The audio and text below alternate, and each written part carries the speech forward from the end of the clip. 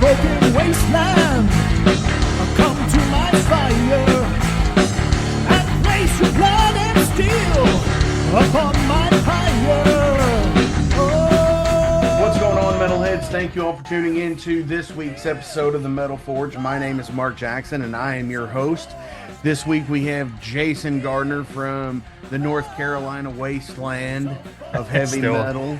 Still a wasteland here. Still a wasteland. I keep saying yours and Elon's and so many other people's posts and everything, and it's still devastating. But this week we have Funeral, Seasons of Mist recording band, fucking Funeral. Let me go to the thing here. From Norway, founded in 1991 by Anders Ek, the only original member still left in the band.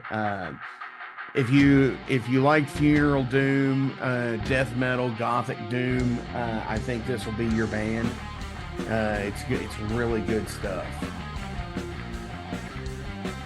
Yeah, I didn't check them out. I actually don't know this band, so yeah, I think you would dig it.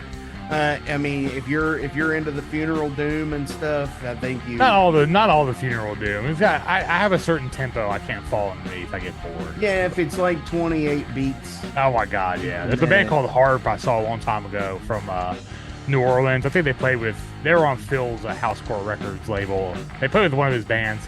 I don't remember which one it was, dude. It was the slowest fucking set I've ever fucking sat through, man. I was like, Jesus Christ, guys! Like, let's throw a ride hit in between this fucking space. I mean, come on, you know. It was annoyingly slow. Like, I totally get that, and I love some like real slow doom from here and there, you know. But I agree, there has to be a tempo barrier at some point where it's almost like a noise gate, you know. It's like you gotta stay at a certain tempo, like no lower than like 70, you know. I can't do it.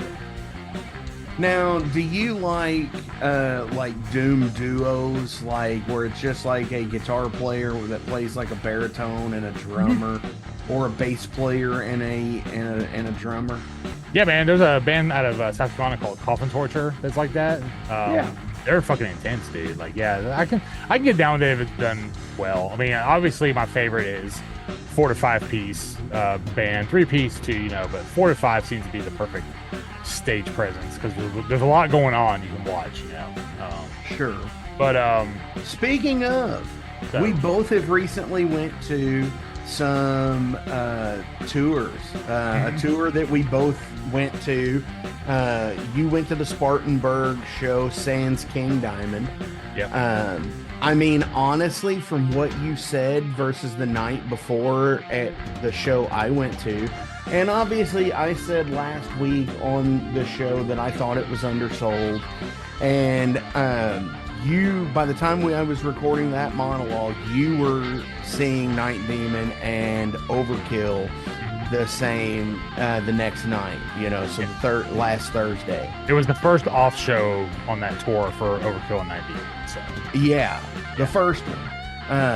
And speaking of which, one coming up in November with Overkill is with the band Traitor and Skulovich. Traitor is Sweet Brian Mickus, his band. He is actually on the road with Overkill, Night Demon, and King Diamond right now. He's doing guitar tech work for both the King and for Overkill. Oh, really? That's cool. So I want to give him a shout out. You know, of course, DD's not in the lineup this tour, but I did get a nice DD pick from him doing the tech work, so that was nice. Yeah, that's cool.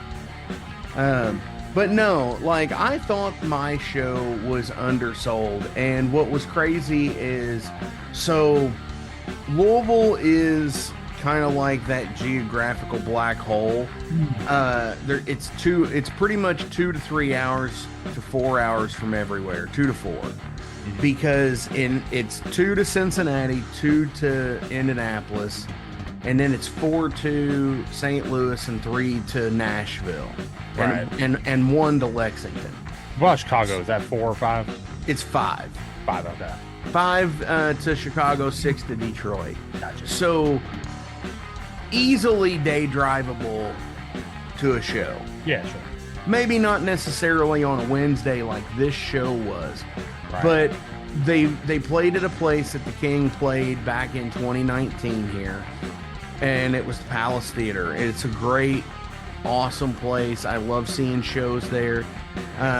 It is a seated venue, which ultimately most people kind of shit on already because it is a theater and it has seats. So the action's a little bit different, you know. I've seen Yes there, Right. okay, and Yes is that we're gonna sit down and play for you band. Yeah. You know, you're gonna sit down and we're gonna perform a show for you. Yeah. Even though it's fucking killer music, right? Yeah. And that's kind of how I think King Diamond does the same deal. It's a show. But when the show is, you know, in a 2,800 seat venue, and I would honestly be willing to say that it was probably less than half sold. And that's putting it generously. Yeah. And I really hope that it was just an off night for everybody because it was a Wednesday. But, you know, I went and I saw them and it was a sold out show the last time. And this time it was just like, it was sheer like, oh my gosh. But I don't know if maybe it was overexposure, because with Cincinnati being 2 hours away, they played that venue, which they also played in 2022 with Merciful Fate. Right. And then, but then, you know, they also played Indianapolis this tour. So they played 3 shows within 2 hours of each other. Yeah. And that's a big deal. Yeah, I think that's kind of, especially when it's a big kind band. of kills it, because like 2 hours isn't really, for a fan, 2 hours isn't really shit to go drive to your favorite band. But if you're playing 3 cities within 2 hours, like, dude, all you gotta do is just wait to either the next day or the next day to see them. And that doesn't, you know, all the people in the middle there have a choice to go to the closest one, and you know, if Louisville's the last of those 3, then everyone in that immediate area probably went and seen one of the other 2 shows. Right. You know, Which I had heard that Cincinnati was really packed, and I had heard that Indy was really packed. So to see that, and what days of the week? What days of the week were those on? Were they like Saturday, Monday? One was the one in Indy was the Tuesday, okay. the night before the Louisville show, and the Cincinnati was the Friday before. So see, yeah, I mean, my thing is like, I know I'm not a tour booker or anything like that, but my philosophy is like, play the small places on weekends, play the bigger cities on weekdays, because you have more people anyway in the bigger cities. Chances are you'll have a good turnout, because if they live in a big city, they don't have to drive very far. But the B and C markets like Louisville, Asheville, you know, those need to try to be on Friday, Saturday, or at least Sunday, because you know, there's not a whole lot to do in those towns. If something comes to town, people will come out, even if it's...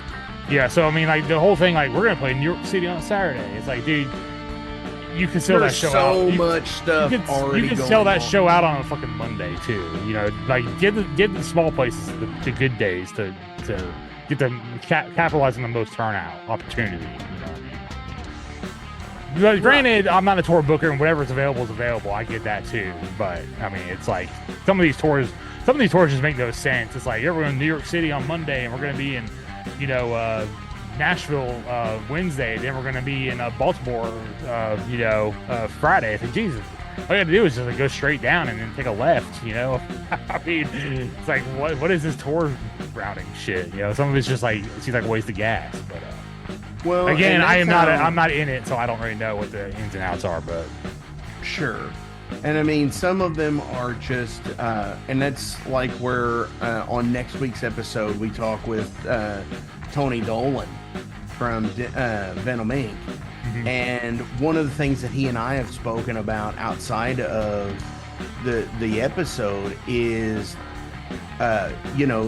taking what you can get where you can get it. And the unfortunate thing is yeah, you might have this window, but it might be a Tuesday or Wednesday. Yeah. And if you're willing to take that gamble, then, it might pay off or Right. it might not. It's all in a matter of what you can swing and where you can swing it. If the stars, it's honestly in the stars alignment these days. If it's gonna happen, it will happen. If it's not gonna happen, it's not going to happen. Yeah. And not to get all like stones and crystals on people or stars and crystals, but yeah, I seriously think that's how a lot of stuff is, where there is a massive deal on that it has to get to the point where, what makes the most sense. Yeah. And a band like Venom Inc., they do part 1, part 2 tours. They'll do like a spring run, and under that same visa, they'll do a fall run too. Yeah. And it might be 20 dates each time. Yeah, that makes sense. They're going to be in your neck of the woods. So I say your neck of the woods, but they're going to be in Atlanta. It's 4 hours down. But that's no traffic. Usually there's traffic, so I mean, yeah. Like if you I might even come down for that one. If you just go the shortest distance, it should be 4 hours. But Atlanta's fucking bad right now. So there's way too many people who live down there. Yeah, I mean, it has like 8 lanes. It has like 8 lanes of traffic per side, and like 8 lanes doesn't seem like enough, dude. LA's the same way. Yeah. It's all the same. The traffic is all the same, except for where you're at, because there's no roads. And where you're going, you don't need roads. Well, there is roads. The main roads were okay. Some of the secondary roads aren't there anymore, or being rebuilt. So. I mean, didn't it flush out part of 40? Well, yeah, we were isolated for a little while. They weren't letting anybody in. So, yeah, 40 and 26 in Tennessee both got washed away. So the only ways in were 40 east or 40 west from the east side of the state and from the south. Those were the two. We got off on a tangent here, Jason. Yeah, what's that? We started talking about travel on tour and everything, and you never actually explained how you're experiencing Night Demon for the second time this year. For free, I might add. Free. For free, you might add. Thank you, Jarvis. Thank you, and shout out to Jarvis again. We love him. He is Iron Grip Management, fucking awesome, sweet dude. Yeah. Check the Instagram and Facebook stories for pictures and all that stuff. So yeah, I'm gonna go. How was your Spartanburg, Tennessee show? Well, my South Carolina actually. So I've been to that venue. I haven't been to that venue in a while, but it's still basically the same. It's like a warehouse that was converted into a venue. Holds probably like, I would say if they sold the capacity, probably like 350 or so. It's about 125 to 150 there. So it wasn't too crowded. Big outdoor space, so everyone can like go outside in between bands, which is, like gives you some breathing room and stuff. But let me start from the bottom first. So the first band I missed because I worked a little bit later than I anticipated and didn't get there until in between the first and second band. So the second band is friends of mine it used to be called Neverfall. Now they are Razor Grave.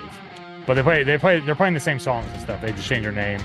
I'll save it for when they're on the podcast because they are coming on. Their album comes out next year, so they want to do it closer. They want to air it closer to the album release. So sure. I told them just whenever. So watched them.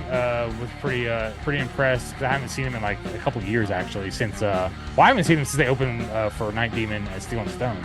So that was like 3-4 years ago. It seems like 3 years ago, I guess. So yeah, they've come a long way, and then I caught up with them, and I knew a couple other people from here and there that I've played with or seen at shows. And then Night Demon, and then of course I talked to Jarvis before the show. He was at the merch table, No one there really knew Night Demon.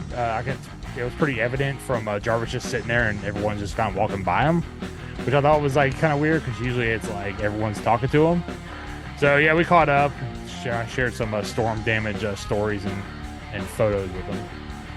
Sure. And then it was time to. Then I told him, hey, the band's starting. I'm gonna get out of here. So I'll catch you after your set. Got a unique version of the first song that they played because Armand's guitar fucking cut out about halfway through, so it was pretty much a bass vocal and drum performance for Outsider, which nice. yeah. It was different. And then the rest of the set, I think it was basically the same thing they've been playing on the King Diamond stuff, because it was basically just like Fast and Furious stuff, all classics. Screams in the Night. I know Louisville was the first. 3 out of the 4 EP. They didn't play Ancient Evil, which I was like, oh, come on, guys, you played all the rest of them, but you didn't play Ancient Evil. That got me because I was hoping for the whole EP. That's my favorite release. Nice. At my show, that was the first night that they broke out the Chalice. Yeah, Chalice was on there. Yeah. They only played like 8 songs. I mean, yeah. I thought they might play a little bit longer because they had a little bit more free time, but I think it was the exact same set. It was pretty short and right to the point, which was fine. Yes. But let me say something about Overkill. So on a cool note, I did fist bump Blitz. I was talking to Armand outside when they were packing up, and he actually walked up the ramp and was just like fist bumping everyone, and I just put my hand out and he hit it. I was like, oh, that's cool. So yeah, I always got that. Nice. Yeah, so that was cool. You should have slipped in the business card and said, hey, I didn't have it. Yeah. We could probably get we could probably hit their management after they get off tour. But he seems like he'll talk to about anybody. So I see him on a lot of podcasts I never even heard of before. So, but yeah. So about the set though, so they're down Dee and the permanent drummer. Jason Bittner's no longer with them. He's doing like a million other things. So their set was like, I would decided that I was just gonna stay if it was like a changed up set. But dude, it's basically the same set that I've seen like the past few times that I've seen them. I mean, it was like, they played Scourged off the new one first, and then it was like the classics like Rotten to the Core, Bring Me the Night, Hello from the Gutter, Electric Rattlesnake. That's when I left out the Electric Rattlesnake. But I'm looking at the set list right now, and it's basically the same as it's been. Sucks I missed Ironbound. That's my favorite song by them, but it was pretty late in the set. But sure. Yeah, guys, you have 20 albums, man. We could change it up a little bit, especially on these off nights. I understand playing the heavy hitters for the King Diamond one, and you get a shortened set, you're opening. Yeah, because they only played 45 minutes. Yeah, but when you're headlining, I mean, it's like, man, I don't even think they played 45. They only played 8 songs at King Diamond. Well, they played 15 last night. I'm looking at the set list right now. But yeah, it's basically look at Louisville the night before. But it's basically a considerably shorter set. But it's basically the same I've seen the last 2 times. So yeah, I mean, change it up just a little bit, guys. Yeah. So Ironbound, Surgeon, Hello from the Gutter, Scourge, Rotten to the Core, Bring It. Yeah, they played all these plus some last night. So yeah. But yeah, with no Dee, it's like when I saw Anthrax and no Scott E, and I was like, I guess this is fine, but this still kind of sucks, It's not the same, yeah. Yeah. Considering he and Bobby are the only 2 original members. Exactly, yeah. I mean, like you said, you had fill-in drummer, fill-in bass player. So, after about 6 songs, I headed home because I had to go take my daughter to school anyway. Hell yeah. But for a free show, I can't complain. But yeah, Overkill, if anybody's listening, let's change it up, man. 20 albums. So let me ask you this, because I noticed this. There was a decent amount of people there at the Night Demon table before the show. Mm-hmm. But after their set, it was insane for them. Cool. They really, really picked up, I think, a lot of fans here in Louisville. Yeah. Now, how was it before? You said that nobody was really over at their table before the show. But what about after their set? Dude, no. I don't know. I don't know what it was about that the venue. When they played Outsider first, it was pretty much people just standing there And I agree. Like after the band they followed, like which is like kind of like a Bay Area thrash inspired, and then opening with Outsider, I thought like Outsider was like. I mean, I like the song. Don't get me wrong, but like I thought it was kind of a. I didn't think it was it's a different opener. I didn't think it was a good choice for that lineup. Like they should have just started with the Screams in the Night. To be honest with you. Sure. But I know they have their intro that's like with the lights stuff all set up, so I get it. But yeah, Screams in the Night is when people started kind of moving. But yeah, man, like I said, like toward the end, like people just didn't know the band, dude. Like, me and the guy next to me, who I already know from up here, he lives in Rob McGovney country out there, and he knew him because like we've seen him like 3 times each when they came to Asheville. So yeah, I've known him a long time. We knew all the words, but nobody else around, dude. I mean, nobody knew him, and like there wasn't much at the merch table going on after they got done. So damn, you can't win them all, but dude, that venue is like mostly like metalcore and butt rock kind of shit.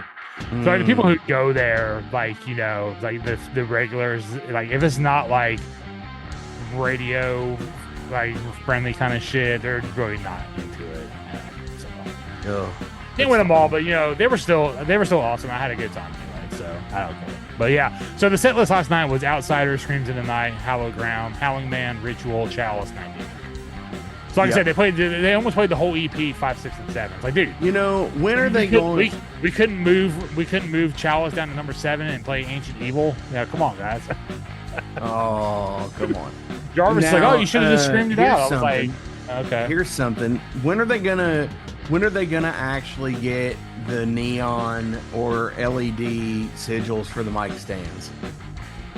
Well, it takes time. I don't know how much they're getting paid on this run, but still, I mean, I'll make that shit for them. I will make that shit for them. You should. I'll find a way to do it, and I'll do it. And you know what? I'll make it work, and it'll fucking be awesome, and it'll be my gift to them.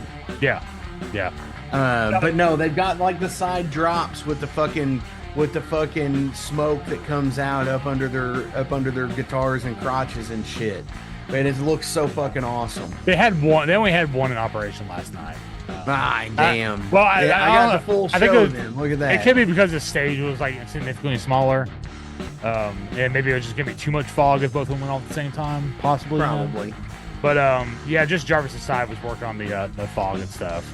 But it sounds like since Armand's guitar went out, it sounds like it was an electrical issue on that side of the stage.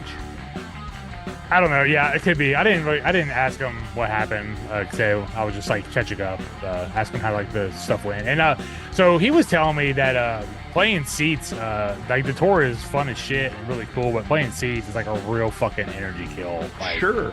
Yeah, so he was kind of like glad like they got to play like a one-off show with like standing room only. He's like, but like then again, the crowd wasn't really all that, so it's like, I don't know. Yeah, and it's like being that as a musician is very hard to get into to do the things. So yeah.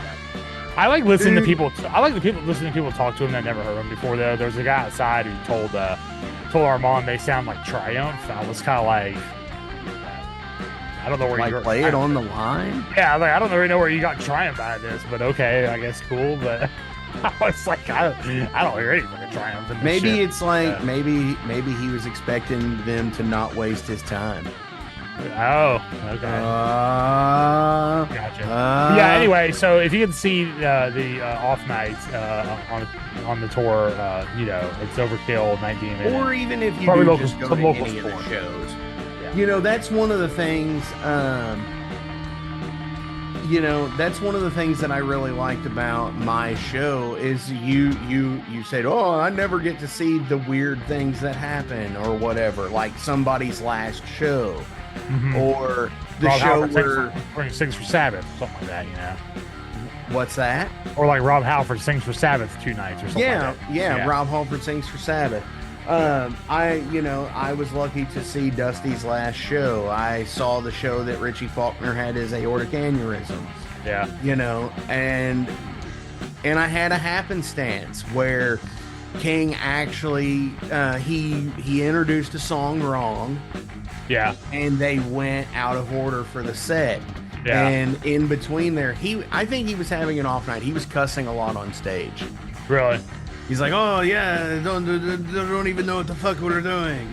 You know, and this is before the snafu happened.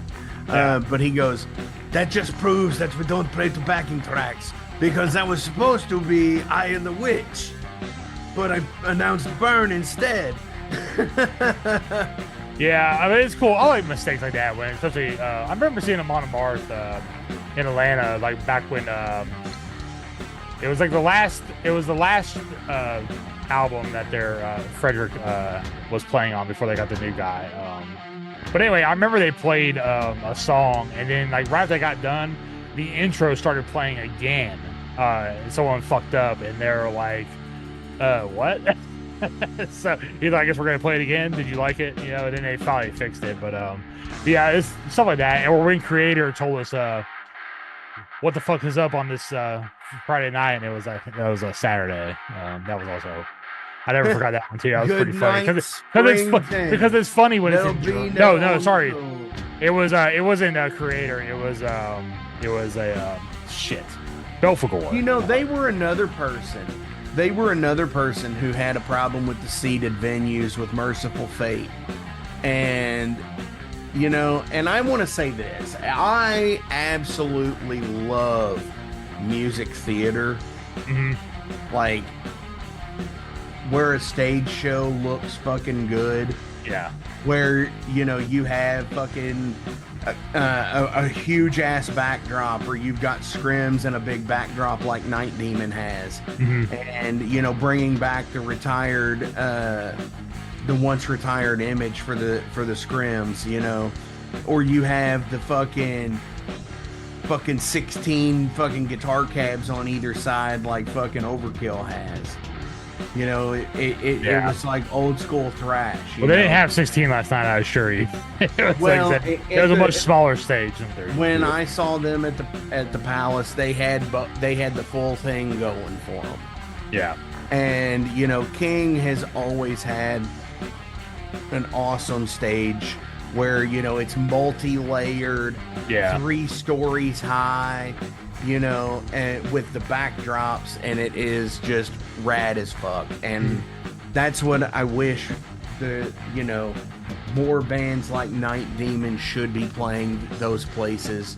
They should be on tours like that. Yeah. And that is one thing that I appreciate King for doing. Yeah, he's actually he seems like one of the few legacy acts that's actually like bringing in like bands that would like actually deserve to be in a spot. Sure. Like, you know, like Midnight and Creator both deserve that one that. band who like only like brings out like butt rock bands now for some reason because they're afraid it won't be a sellout show unless they can get that one person who likes Evanescence. You know? Sure.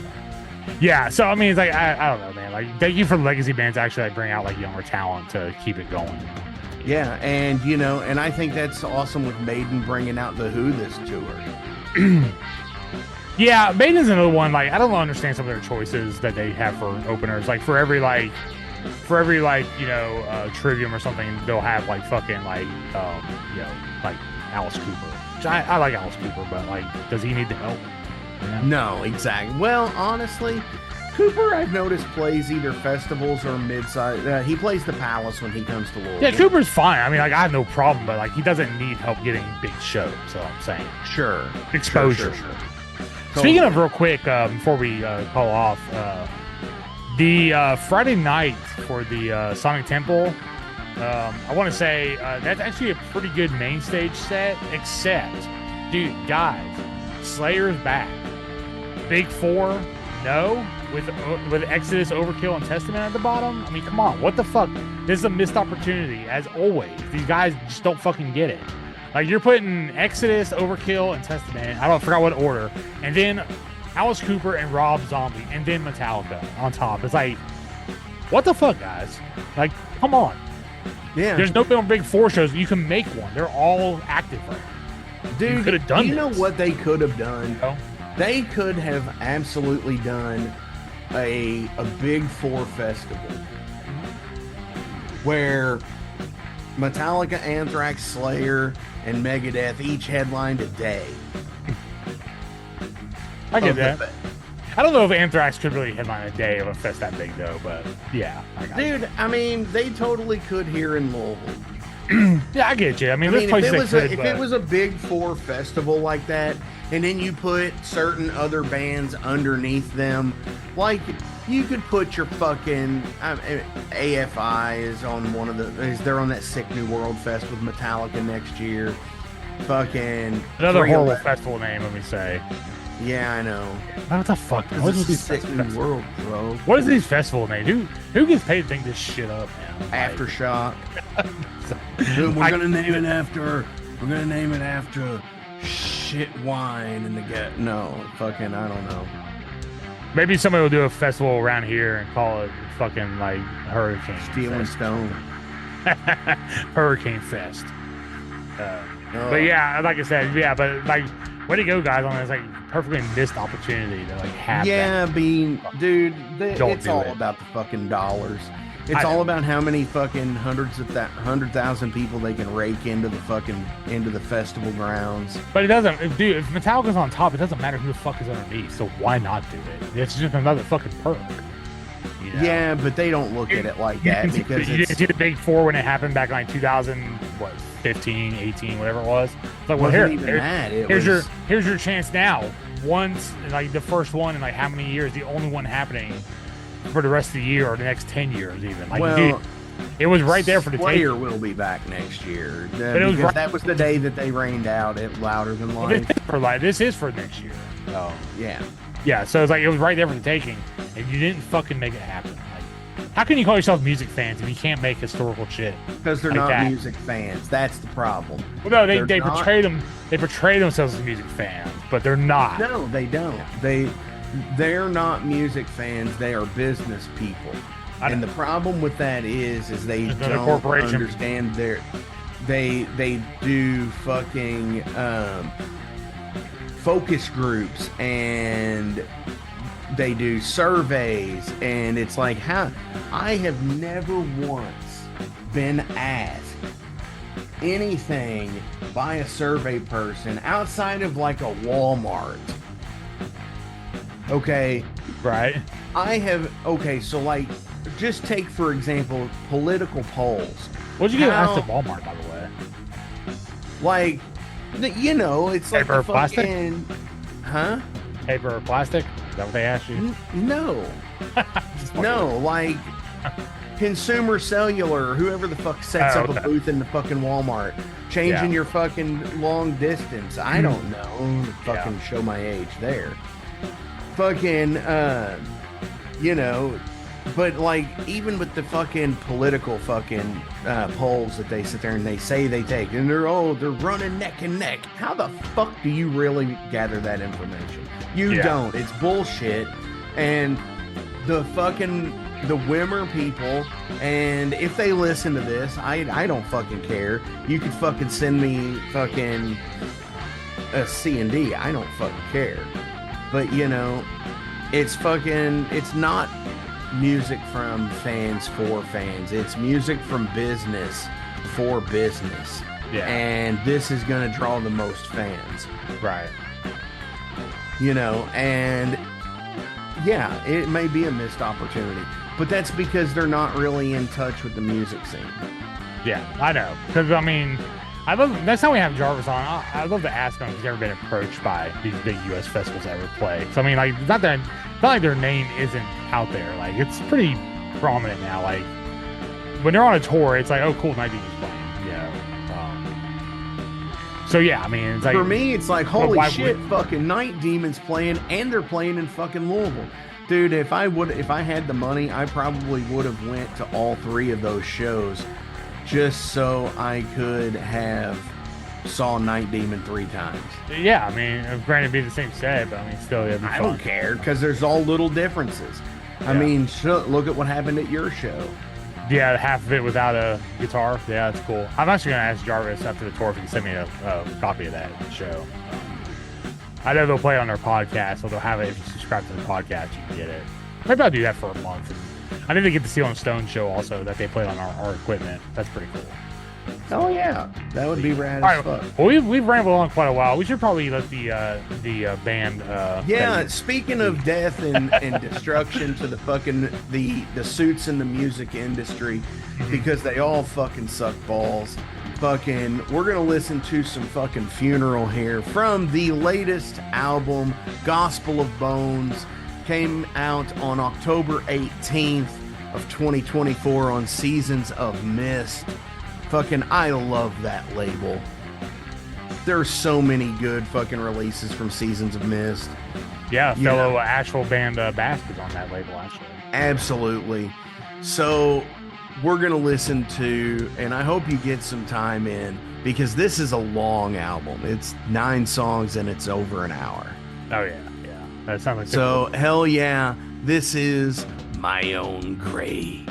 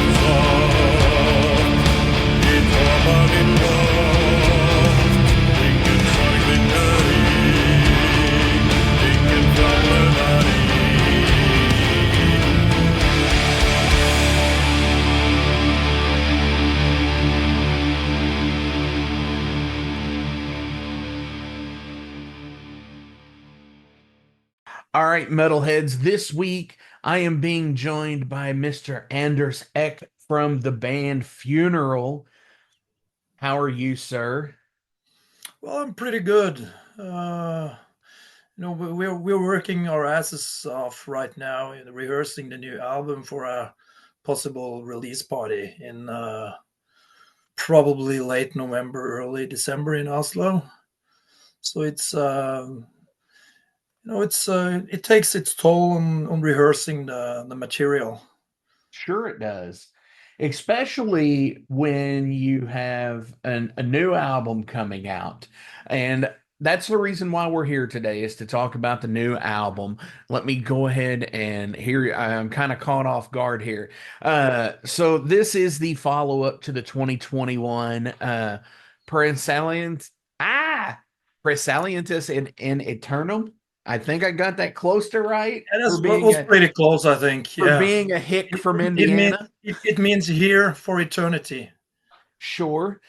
Uh, and this one is called Gospel of Bones. Yes, indeed. And oh my gosh. Thank you. So I am a person who I am obsessive compulsive to the degree of like I try to get into my music, okay? And when I get into it, I have to try and listen to it in its entirety the first time. Yeah, it's an album. It has I think it was 7 or 8 tracks, but it's a whole. It's circular in a way.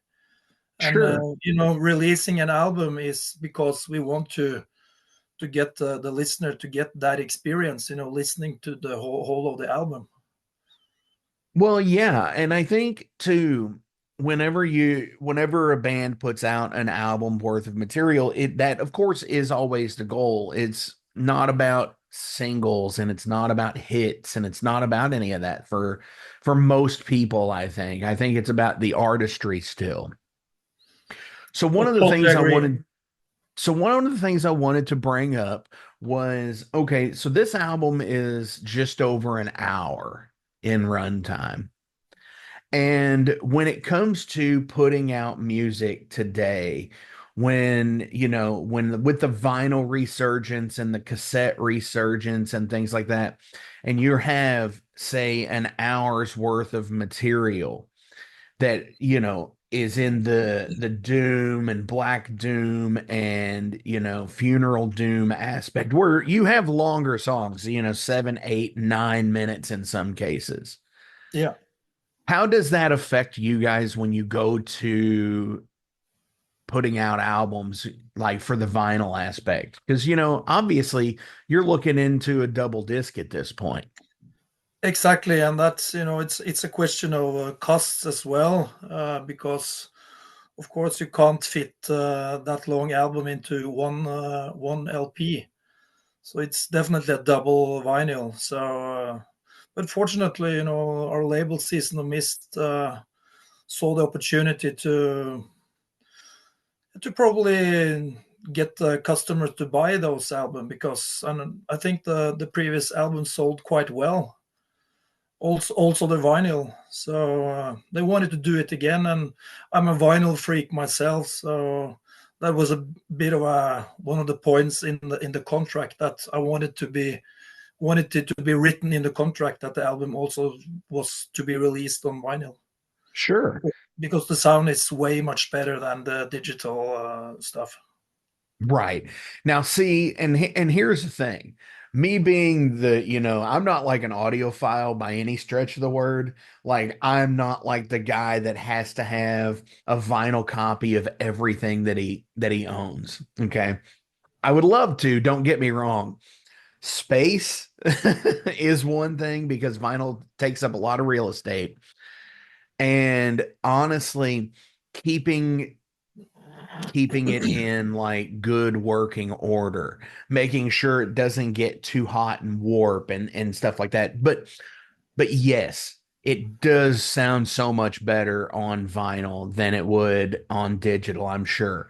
And even if you have a good monitor setup and a good stereo setup for your digital, do the deed and buy the vinyl because Yeah, yeah. you Uh, could you could easily do the A/B test. Play Spotify and play the vinyl at the same time, and sort of shift the channels, and you hear vast change in the sound quality. do you still do okay, so here, I don't know over there, but you all are in Norway, Yeah, correct? Okay. So here in America, we have a thing we called the car test. I don't yeah, know. I know all about the car test. Okay. We, So we in a place where I didn't know if people drove a lot, because like if you talk to somebody in like London, they're walking or taking the bus to a lot of places. They're not like a lot of them aren't driving their own vehicles. So I don't know if the car test is a thing, but do you have to still do the car test? Absolutely. I haven't done it for the previous record, but before that, every time we finished the mix, we went out in the car, tested the mix on a crappy car stereo, and if it sounded decent there, we knew we had something going. Sure. We did that on all albums. It's one of the things that is it makes me wonder if like people, I don't know, like Iron Maiden do the car test. They probably do. I know a lot of musicians that still do that, and it has its value because if it's too much bass or too much treble or whatever, it will wreck your bad car stereo, and you Sure. don't want that. You want the sound to sound good on every stereos, right? Lars testing on a Jensen Yeah, on a Jensen car stereo from yeah, the late 90s. Let's check it. Let's check the mix here. yeah, No, I love that part of music though. I I am, in a day and age where so many people are hyper fixated on getting the results right then, right there, that instant gratification. I find myself as a musician I get impatient yeah. when I don't have the mix that like, it's like, come on, man, you said you've been working on this mix. It's been 2 days. What, come on. Do you ever get that way too? Yeah, I do, but I just remember that Børge, the guy who mixed both this album and the previous album, he's working like that. When he mixes the stuff, he uses some really old crappy stereos, speakers, and he uses some really good speakers, and he uses headphones as well, and he goes back and forth between these different stereos and different speakers, so that I don't have to take the car test. So Sure. that's why I used the same guy for both this album and the previous album. For sure. And obviously, I think it's in the music industry, it is great to have people on your team that you can rely on and that you can Absolutely. trust that Yeah. love the product just as much as you do. Yeah. And it seems like he is that guy for you all. So, Absolutely. so Funeral has been around for a little bit of time. Yeah. I think at this point you all are considered legacy status band because Maybe. you come from the early 90s, and I've noticed on this is the seventh full length album in roughly 33-4 years, some Yeah. ish, by the time this interview airs. Yeah. Now, one of the things that always is interesting to me is there's a gap, and it seems like a lot of people have this gap in their catalogs. So going from 2000 and 2012 to 2021. There's a 9-year gap between full-length albums. That's a big deal. I mean, that 9 years. Yeah, we are not professionals. This is a hobby, and sometimes life comes in the way. People move, people get kids, a lot of different stuff happens. The lineup breaks up. Even though I'm constantly writing and composing, but yeah, it's just really life that comes in the way, Sure. and finding the right guys for the lineup and getting the right record deal, and lots of stuff, lots of logistics, and it's a bit of a So as fight. it is at this point, this is your band. It's You my are it's your baby, it's your project. You've Yeah, been there since the beginning. yeah. And so when it comes to say songs, so for example, on the newest album, on Gospel of Bones, you have Aloe's Lullaby, Yeah. which is a sweet, amazingly beautiful song, Thank you. but there's no drums. Yeah, it's should I put it, sort of an intermezzo, Sure, to get a listener to have some kind of a break. It's just it's just strings, just violin and harding fiddle, and sure. it's actually a cover song of it's folk music. It's a cover song from a guy called Selvig here in Norway. We got his Okay. permission to write our own version of it. Amazing. See, I hadn't known that. But what is so amazing about listening back to it is in the middle of the album, yes, there is this intermission piece, as you said. Yeah. And so when it comes to performing live, will that be on the set to perform live? No, No. Well, no. right. And I kind of assumed that it would not have been, but have you ever done that before where you do a song live that is completely like say no drums, and are you actually just still sitting there, or do you come back in and are you counting, or you play like acoustic parts, or do you do any of that stuff? We haven't done it at gigs. We have recorded the last song, Når kisten senkes, a totally acoustic version for a future release after the album release, with only guitars, strings, and vocals. Interesting. We might play that live one time or another, but probably not in near future.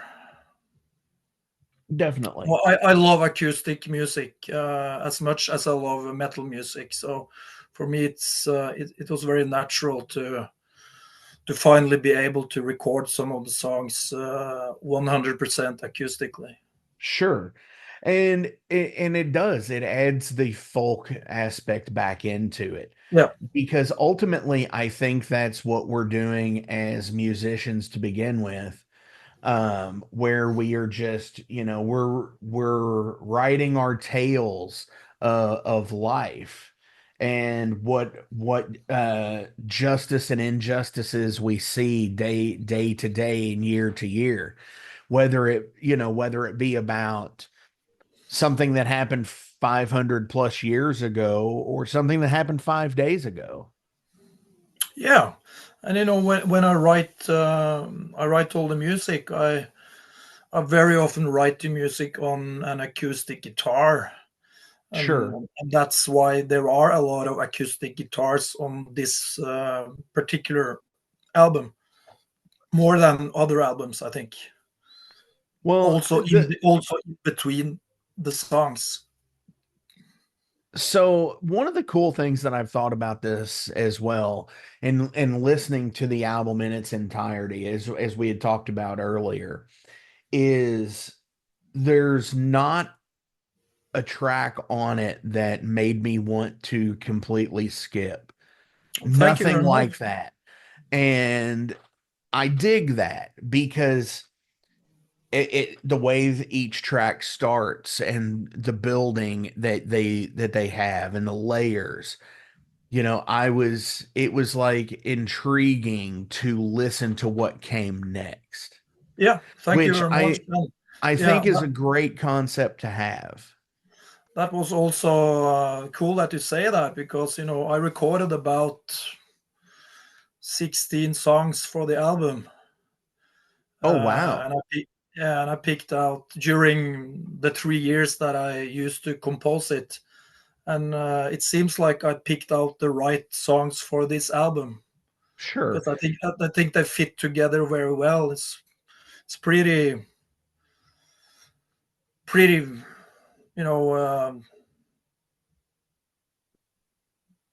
It reflects both our history in the writing, and it has some quite new aspects to it that we haven't used before. Definitely. And I think the songs are pretty varied as well. So to make an album that's sort of a whole, not different tracks, was the plan all along, I think. Definitely. And like I said, the flow of the album, it does just that. It flows track to track to track. And what is so wild and interesting is you just said that you had written 16 songs ish. Yeah, And so are you going to release the other unreleased songs eventually? probably. Is Yeah, part is yeah. We are. I'm Gospel of working on. Bones Part 2? That might actually happen. We are. I'm constantly working on new material, and this the tracks on the gospel album was written 2, 3, or 4 years ago. And when I record a demo, I always rework and rework it, and refine it so it makes its way to an album. So right now we are working on, I think, 12 demo tracks for our next record. Now, so one of the interesting things that I think I notice in here, are there lyrics in both English and alternate Norwegian, yeah, yeah, Norwegian? yeah. I was thinking that there was, but like I also, like I said, I had told Will this, and I had taken a gummy, and it lit me into space, and I was listening to this album, and it was possibly um what I could equate to as a religious experience listening to the album. Thank you very much.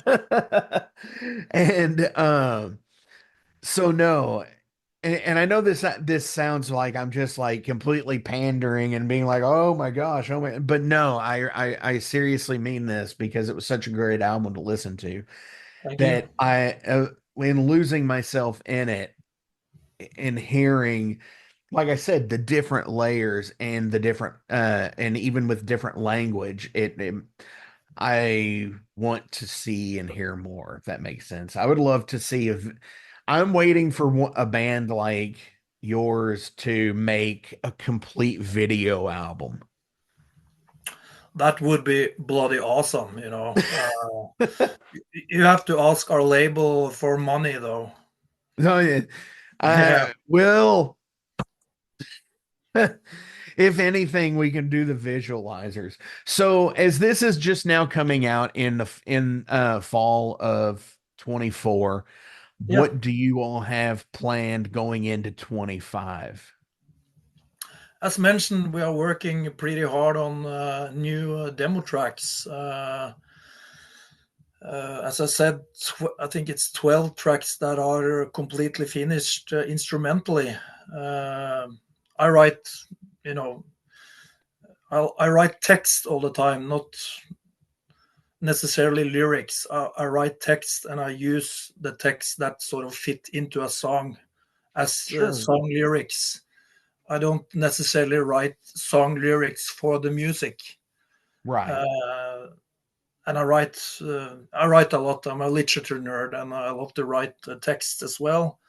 So now I'm in the process of finding the right lyrics to the right music, really, and writing the strings and the orchestration. Definitely. So when it comes to that, when you're writing strings and stuff, so that is what are you doing this digitally, or are you doing this based like out of like are you actually playing Oh something yeah, when you're doing oh it? yeah. Always playing. I play the guitar almost every day. Just fucking around, making riffs and melodies, and I always write music on the guitars. Okay.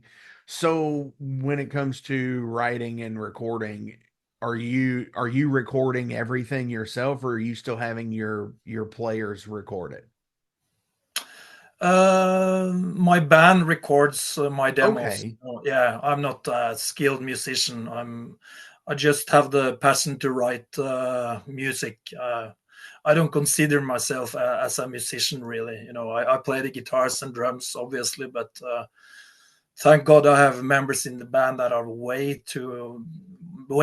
better and more skilled than I am. So the guys in the band, Interesting. yeah, the guys in the band get the demo and they record the instruments. And of course, I record the drums myself, though, Sure. in a Is that professional a studio. I wonder, like, is that a drummer thing? Because I've heard so many drummers say that exact phrase that I quote don't consider myself a musician. I have a passion to write music. Oh, really? I've heard I don't know, man. multiple drummers say that.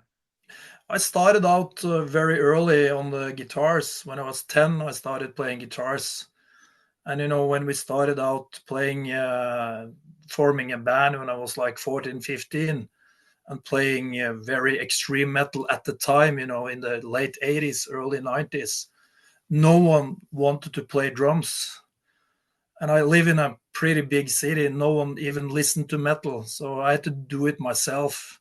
And Sure. in that time, we sort of played around at the rehearsal place and switched instruments and stuff. And I soon found out I was a much better drummer than a guitar player. So that's why I ended up on the drums.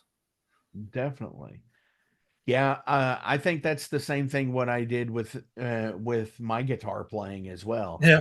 As you could see behind me, I keep a guitar on the wall here. Oh, I keep other instruments like mandolins and banjos, and they are there too. But I mean, I've always been a bass player. yeah. I've been a guitar player in one band, and the band I've been in for 17 years, I've played guitar at two shows for Oh, because would love to hear that. no, it was awful. No, it was totally awful playing guitar. You think because of writing the songs on guitar that I would be able to do it. No, it's a completely different animal. I agree with you. So yeah, Yeah, I've always been a bass player for that reason. So yeah, so hell yeah. Possibly another new album coming out soon, yeah. along with any shows and if it's up to me, we could release a new album next year, actually. wow. But I don't. I have been in touch with the label, and I've actually mentioned it to them, but they have to see the sales and stuff like that. So we'll see Sure. what happens. It probably will take a couple of years, but Sure. the material is, I would say, 80% finished. Do you get burnout on material when you write, say, like that, and it has to because of the business being slower than your Yeah, writing? yeah. I hate the business side of the band and the music. It's a real drag. My dream is to have a manager that can take care of all that kind of crap.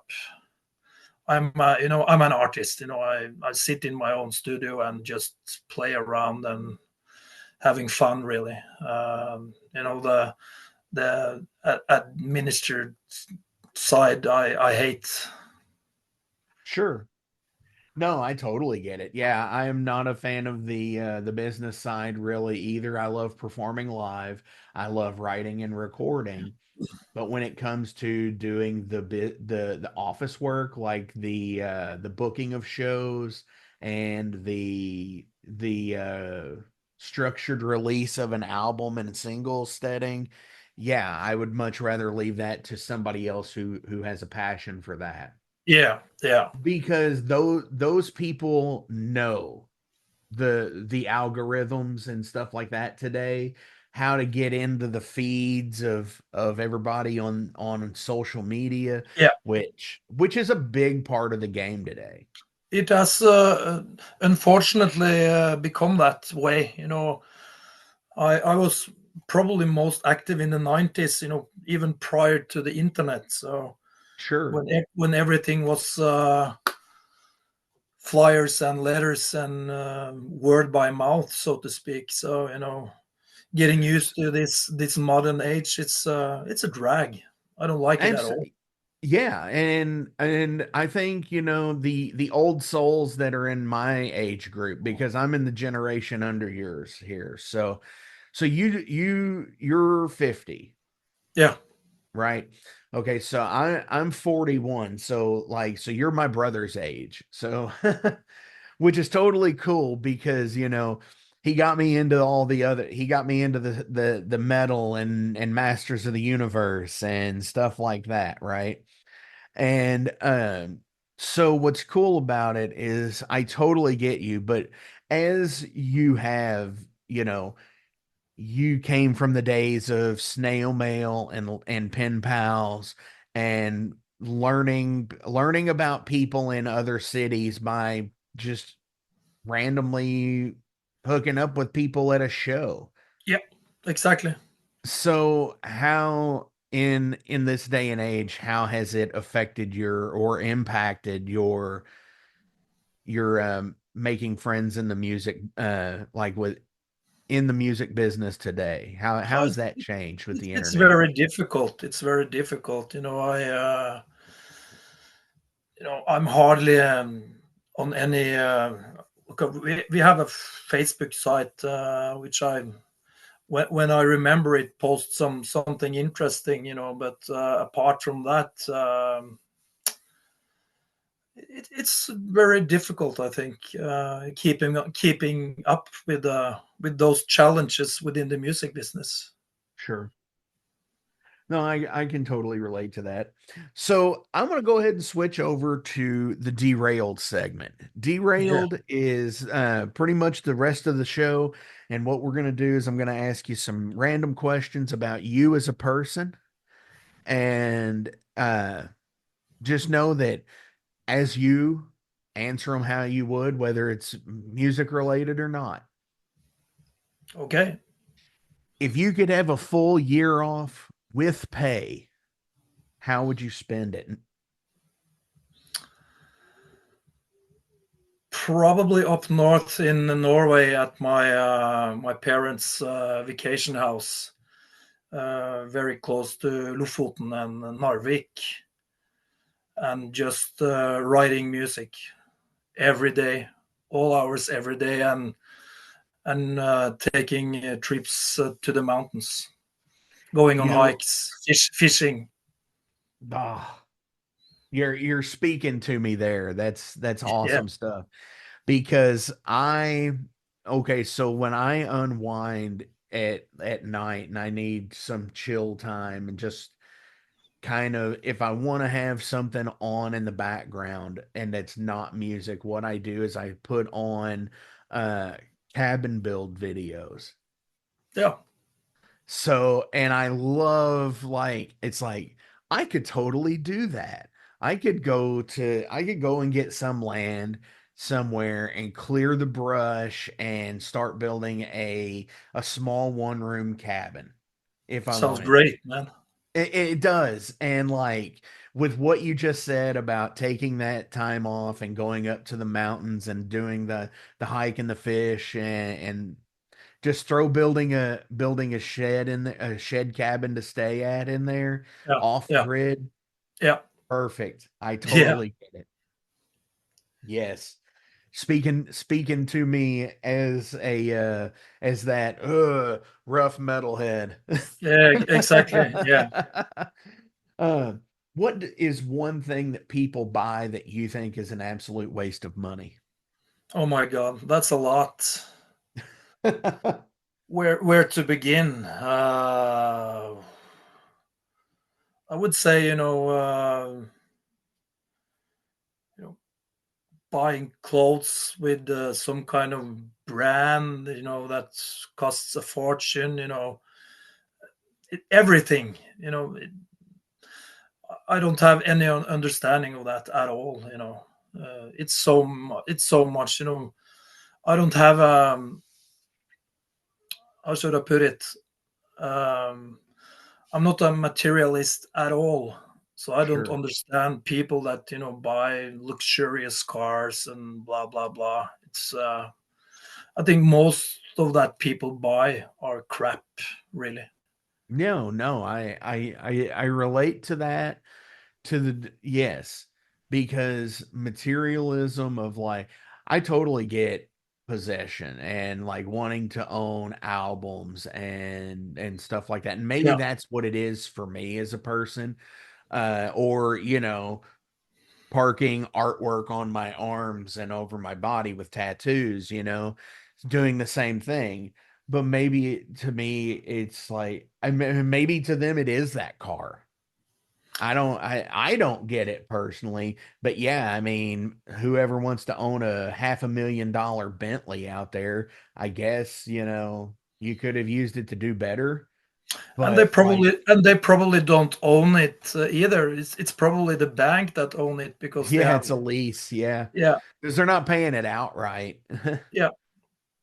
For sure. I think it's stupid. Oh, absolutely.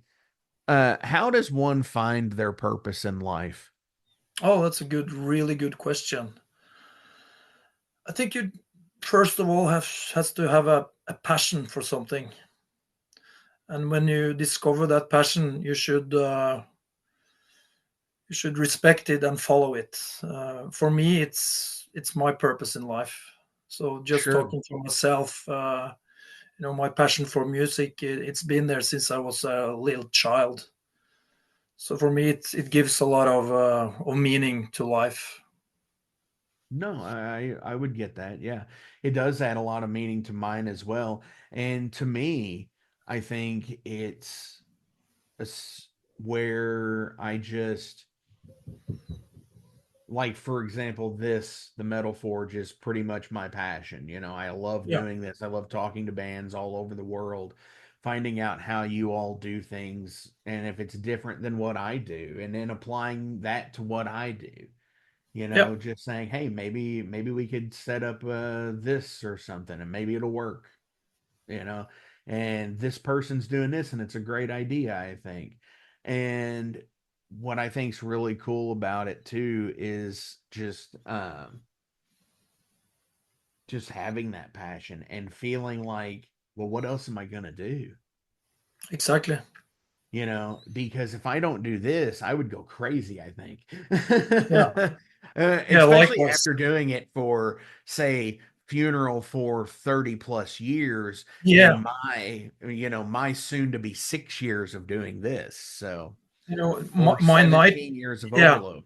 Yeah. and that's why my biggest nightmare in is losing my hearing. Sure. So I really take care of my ears, Absolutely. especially being a drummer. For sure. Do you still buy physical copies of media or do you stream? Oh, both. Okay. Mostly physical copies. I'm Mostly. Do you still buy yeah. physical movies? No, I don't. I don't. It's Ah, it's see, it's. I still do. Oh, Like, that's fucking cool, man. I must admit though that I still have all my VHS cassettes from the 80s and 90s, nice, and I nice. and I actually still buy cassettes and Like, vinyl, of course. okay. Yeah, I still Yeah, play you said you cassettes. were earlier that you were a vinyl fan. Yeah, So do you, how, on average, how many pieces is your vinyl collection? Probably 200, if I would Okay. guess. So it's not. I don't use very much money on it, But Okay. I've never gotten rid of anything from when I was started to buying albums from the age of 12 or 13. So I have all the albums that I've bought. I've never gotten rid of anything. See, that's the key right there, is not being able to ever get rid of anything. Yeah, I'm sure there's been a few times where I've done that with my movie collection, yeah. but I've tried to not do that with my album collection. Never do that. Speaking as Yeah, a true because you end up collector, regretting it. yeah, as a true collector, you don't get rid of anything, right? Sure, absolutely. No, you never do. Whether and I mean, everybody knows me here that, I can show you, like, my microphone here has a Skeletor that's Yeah. broken. Oh, that's cool. He's missing his legs here, but they're on the desk. I need to get him fixed. And yeah, but he's just hanging out on the mic stand, so Yeah, I was heavily into He-Man, back in the days in the sure. 80s. Oh no, I am for the Horde here. I Yeah, have my Hordak tattoo and my evil cool. Lyn on my arm. No, what would be go lavish? Go. You have your appetizer, your entree, and your dessert. What would be your last meal? I would say probably a large bottle of good cognac, like Chivas Regal. That's a meal, Oh, isn't it? yeah, it is. Yeah, That would totally be a good meal. yeah. Wow. And I could numb everything. That would yes. And that's the good thing about cognac, is it doesn't it's not a wretched taste either. Oh, I love it. It's great. Yeah, I mean, the palate of it just is great. Depending on what it is, obviously. Because it's just like whiskey. There's good tasting whiskey and bad tasting Yeah, whiskey and yeah. bourbon and such. But yeah, that would be a good one. I think you're the first person that's just went straight up, full bottle, go for it. Full bottle. Absolutely. Now, are you actually drinking it out of the glass, or are you just tipping the bottle completely?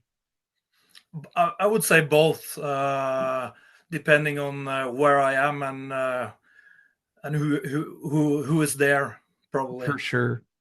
For Yeah. sure. Totally get you. Uh, Anders, thank you so much. I have one more question, but before we get to it, as always, links are listed below. So please give a like, a share, and a follow. Go buy merch, go buy albums, go whenever these people are playing live, go see this band. If it's in your area, if you have to fly to Norway to do it. That's the thing right there. That's the thing in life that would be amazing to have, that year off with pay, just flying to wherever to see friends' bands. Absolutely. That would be amazing. Say it's like, oh, Anders is playing an Oslo show that's the dedication to the album. Let's go. You're welcome. I would do that. Hell Yeah. yes. Do you have any shout outs you would like to give to anybody today? Just want to thank you for the support, and the fans as well. We have had pretty many fans over the years, and support us, buy our products, and we have the economy to keep on. Sure. Hell yeah. And I appreciate that. Thank you so much. Thank you. My final question is, I always like to get into the philosophical thing here. And what did you do today that made you feel good? Spending time with my 12-year-old son. Yeah, Hell yeah. Hell yeah. So he's at the right age. Is it introduced into metal more, or has he already absolutely. been into it, and he's just like, "Hey dad, check this out." Unfortunately, not. I always played, rock and metal music to him, and he really enjoyed that when he was younger. But now, unfortunately is he's watching TikTok and Sure. having friends, and I think he probably listened to rap and crap like that. Oh yeah, the rap. Yeah, it's nice to know that it's not just in America, that it's everywhere. Yeah. That it is a big genre. It is a huge genre, and it's wild to see how that spreads. That most it's wild to see top 40 stuff like that. That's in like the rap, hip hop, R&B, pop. I don't get it. That's the part of the Me business that neither. I don't get. Yeah, I don't get How it at all. that it's just like you would think somebody with an instrument and not a keyboard or a drum machine. It's like how I don't get it. Everything is fake. Yeah. There's and I mean, and just getting off of the auto-tune vocal, that's the least of it. Yeah. That's just the least of it. But like when you get in there, that each individual beat is something that's made and manufactured. I have a friend who does EDM music. Yeah. But he doesn't download people's packs. He gets in with his synthesizer, pulls the knobs in any direction that he wants, creates the sound, and then writes. That's different. And I wish I could understand music on a level like that. To where you create sound out other than like, a stringed instrument or a drum or something like that. Because you get the drummers out there that chromatically tune the drums too. You do. Unfortunately, yes. There are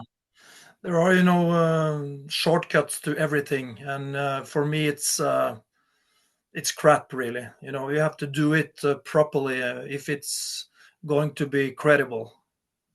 I agree. Dude, Anders, thank you so much for coming to the Metal Forge this week. This has been Mark. awesome. I appreciate you. And on our way out today from the new album, what do you want to play?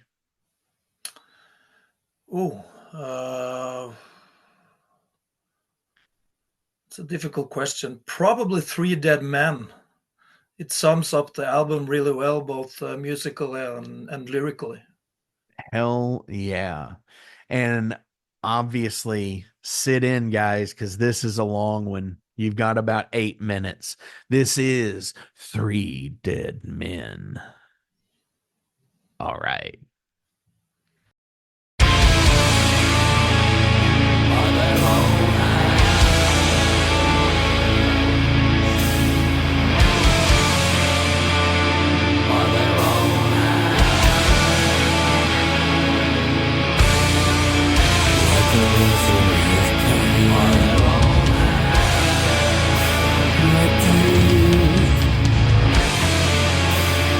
Souls are rolling.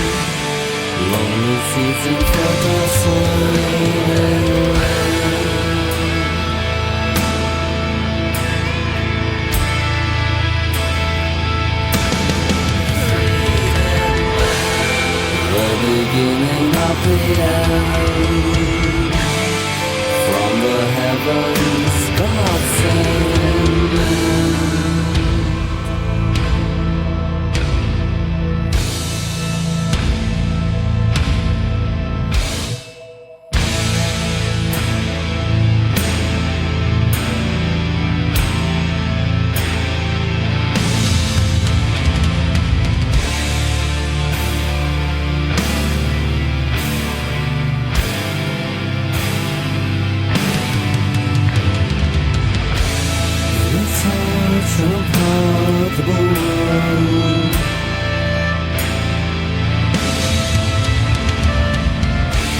And the pain is arranged and around us.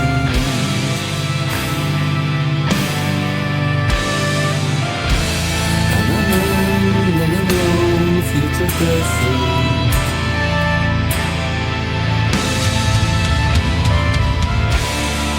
Down with its new gravity.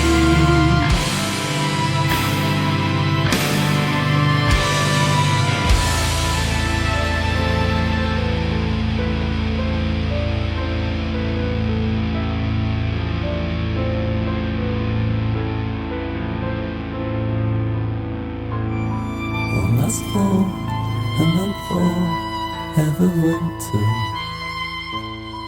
One last fall, one last fall.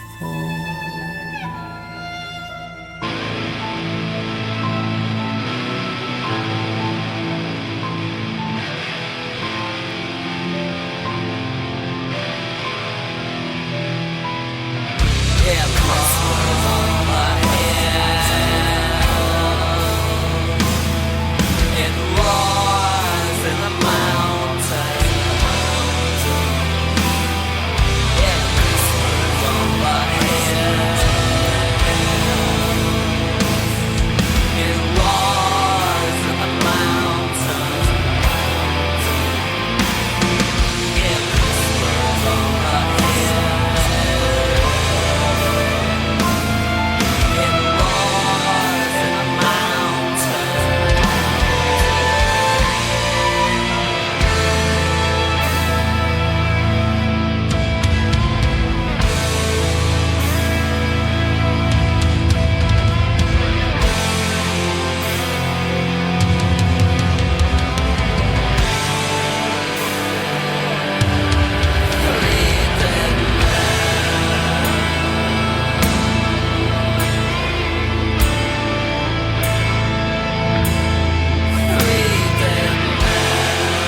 Beginning of the end.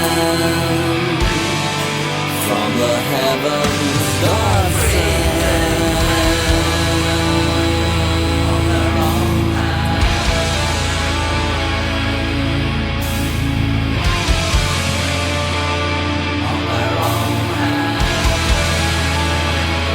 Like a rosary of pain. On their own hand.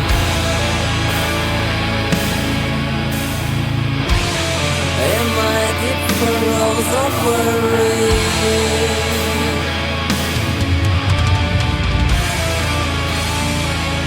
on the hungry eyes of fear, want to lay down and cry.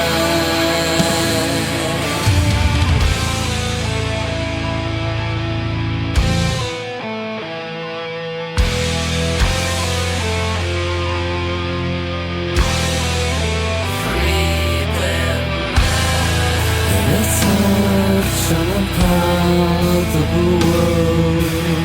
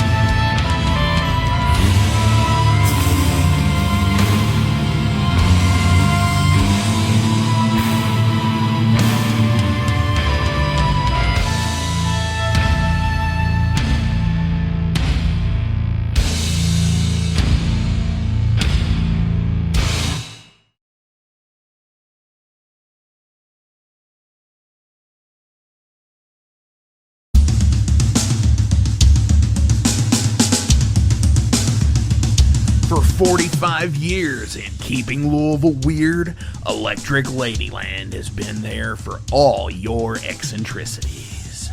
While they do offer the best smoking supplies out on the market today, there's a whole lot more to check out. From ashtrays and blacklight posters, to records, incense and burners, and items to stock your metaphysical supply.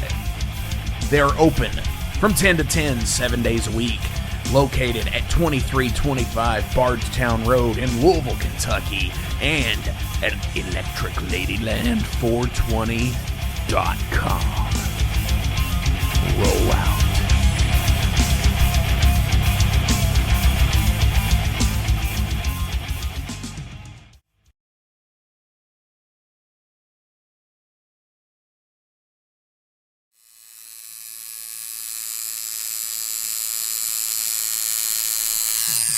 Hey metalheads, you like tattoos? Of course you do.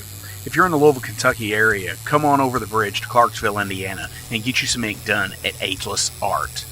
If ink isn't your thing, they have a piercing studio as well. Visit agelessartclarksville.com to see some frequently asked questions, meet the staff. The shop is open Monday through Thursday, 12 to 8 p.m., Saturdays, 12 to 10 p.m., and Sundays, 12 to 6 p.m., all appointment-only spots.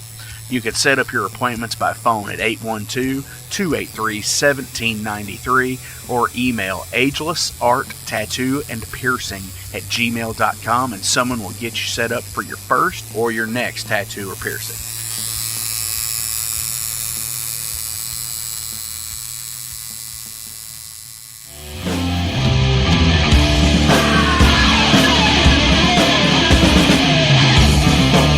Hey metalheads, after going to a rager, what's your ultimate go-to? Mine is totally pizza. So when Overload is playing, or I'm promoting the Metal Forge live showcases, or the big goddamn metal show, I go to Pizza DoNisi. Pizza DoNisi is gourmet artisan pizza from right here in Louisville, Kentucky. It features things like the pizza of the month, to sandwiches, and also vegetarian and vegan options, which is so totally fucking cool for all of it's awesome pizza. You definitely want to go. Hey, and also from time to time they do cannolis. Oh, so fucking good. You know what they said, man? Leave the gun, take the cannoli. Yeah, just like that in Godfather. They're located right next to the Mag Bar at 1396 South 2nd Street. So either stop in or call in at 502-213-0488. They're open till midnight. The witching hour.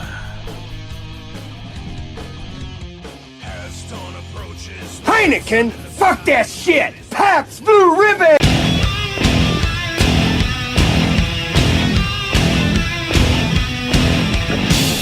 Hey metalheads, you all hear me talk about Mag Bar all the time.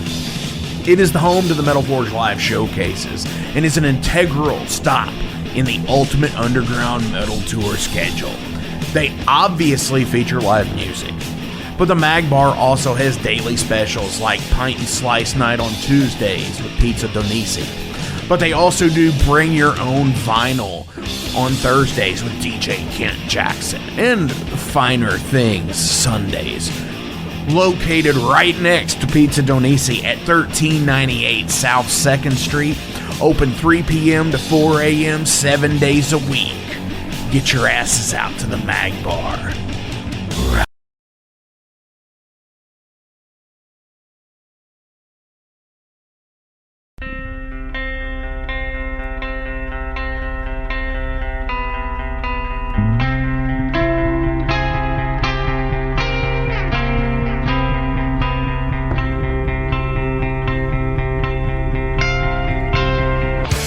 In 2017, one man's vision and passion for all things metal started out as a record store in his house.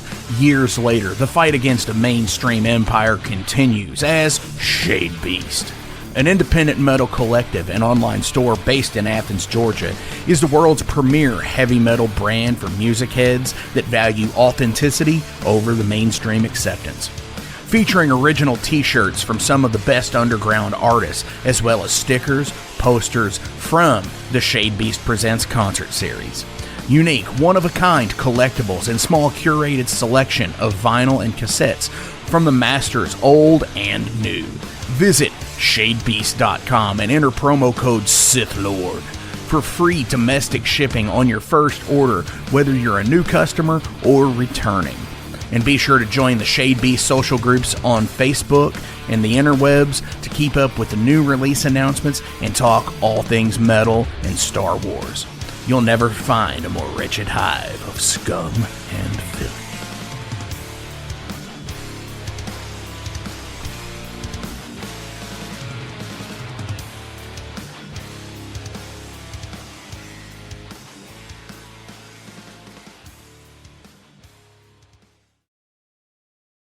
Welcome to the night. You think you know Night Demon? Then the Night Demon Heavy Metal Podcast is for you. Step into the darkness as we peel back the curtain to give you an unprecedented, all-access look into the mind and the heart of the demon. We're talking band history, song analysis, studio anecdotes, stories from the road. It's everything a diehard Night Demon fan could want and more. This is the only place to learn the inside scoop, the deep dive trivia, the untold tales from the band members themselves and those closest to the Night Demon story. Need more? The sacred Night Demon Crypt will be pried open to reveal demo recordings that have never before seen the light of day, all with in-depth commentary by the band and the people who were there for the writing and recording process. This is a gold mine, a treasure trove of all things Night Demon. Head over to nightdemon.net or wherever you listen to podcasts.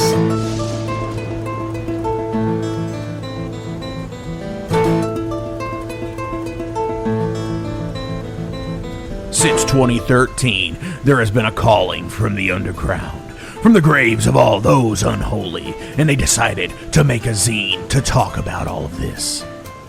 Soul Grinder Zine! An independent metal zine to keep you informed on all things metal and horror from the underground. Available in both print and digital formats, they're bringing you the best interviews and reviews out there today. Not only do they do the zine, but they also do compilation CDs. Check them out at facebook.com/soulgrinder.zine and start your subscription now.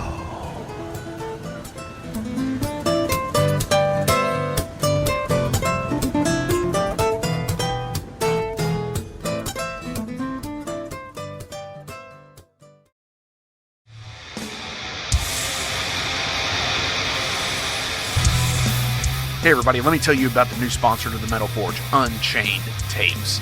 They're an independent Pennsylvania tape label. They focus on extreme metal and punk with a killer approach to the tape scene. Visit their web store at unchainedtapes.bigcartel.com now to get your fill of tapes. And for being a Metal Forge listener, enter the code METALFORGE10 at checkout to get a 10% discount on your total purchase. That's unchainedtapes.bigcartel.com.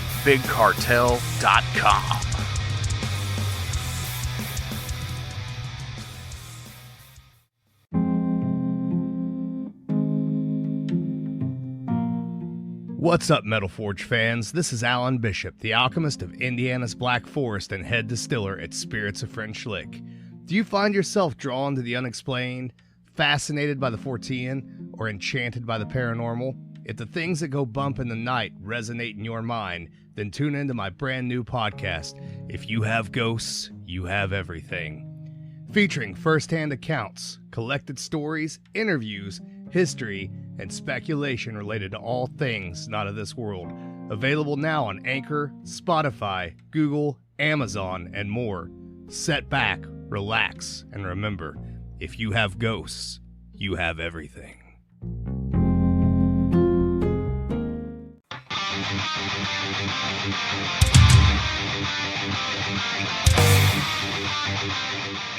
Hey, let me tell you guys about Mercenary Press. They're an independent London label and distributor of all things metal. Mercenary Press delivers the goods from their own independent zine. Trust me, you're going to want to get in on that. to distributing various bands from all over the world, including Cramp from Spain and Sadistic Force from Texas. Visit mercenarypress.bigcartel.com to find out what all they have in stock and what you can order. And for Metal Forge listeners, enter code MetalForge10 to receive a discount on your total purchase at mercenarypress.bigcartel.com. Check it out now.